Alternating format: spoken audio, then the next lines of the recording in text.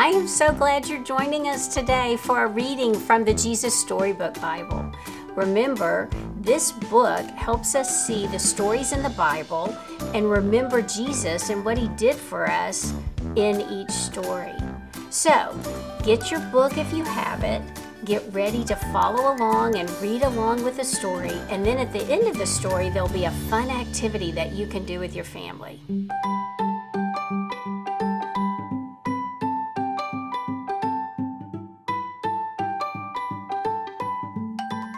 Daniel and the scary sleepover.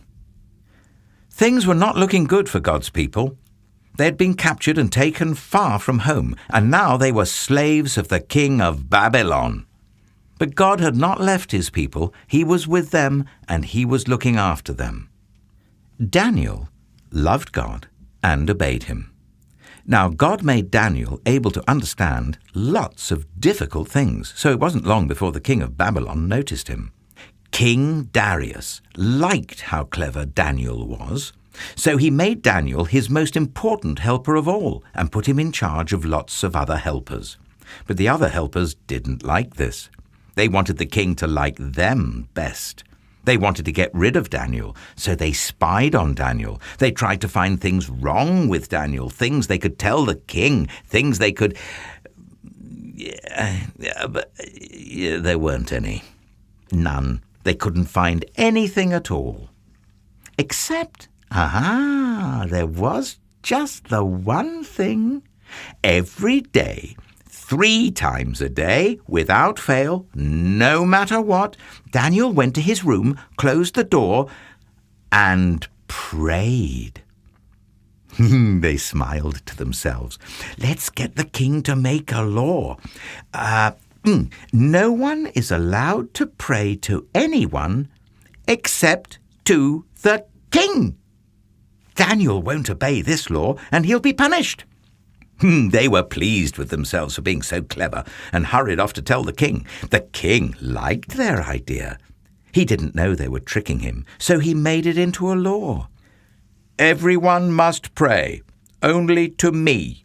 If you don't, the lions will have you for their dinner. Daniel heard this. He knew it was wrong to pray to anyone except God. He had to do what God said, whatever it cost him, even if it meant he would die. So Daniel went to his room, closed the door, and prayed. Well, that's just what the bad men knew Daniel would do. They skipped straight off to tell the king, "Oh, your most glittering highness, your law says, does it not, that everyone must pray to you alone, sire?" "Yes," said the king. "Oh, magisterial brightness, then correct us if we're wrong, but it would seem that Daniel is praying to God. Not to you." The king was sad. He had been tricked. But he didn't want to hurt Daniel, but he couldn't change his law. And so he let the soldiers throw Daniel to the lions. "May your God, who you love so much, rescue you," the king said. The king went back to his palace, but he didn't sleep that night. Not a wink. He tossed and turned until finally, at the first glimmer of dawn, he leapt out of bed and ran straight to the den. "Daniel," he cried, "has your God rescued you?" "Yes," Daniel shouted. "God sent an angel to close the lions' mouths."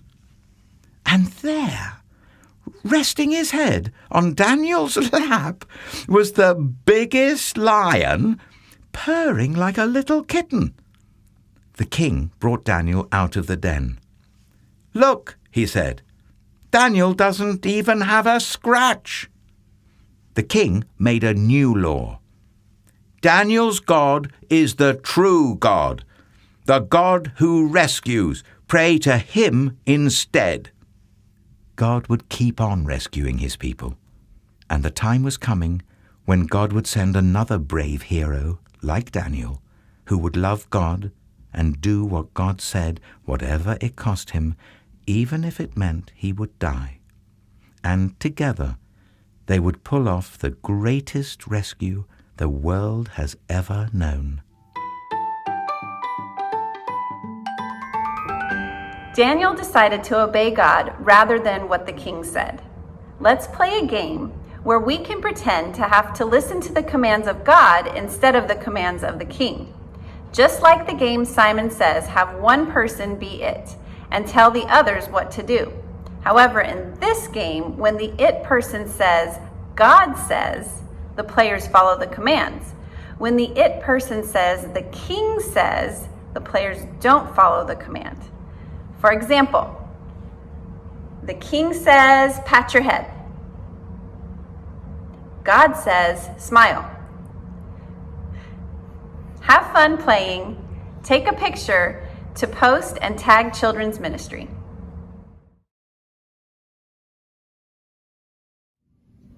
Galatians 5:22-23.